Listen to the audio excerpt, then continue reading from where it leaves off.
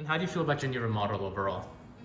I'm very pleased with it. It was something we needed to do, and it looks super nice, and I feel like, okay, this is something we can live with for the next 20 years in this house. So Okay. How do you feel about your specialist? it was very good. He was very good. He knew his stuff. He had lots of information, so I felt very well informed. How do you feel about our pricing? I thought it was a little higher than I would have liked, but you had options I couldn't get at other places that were cheaper. So Okay. And did we go the extra mile for you?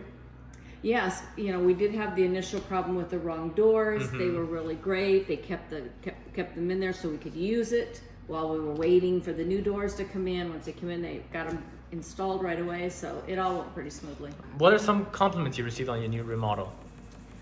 Most of my friends who have seen it have gone, oh my gosh, it's just like it has just completely changed the bathroom, and it added so much color to the bathroom, and everybody thinks it looks really, really nice. And what was the best part of your experience?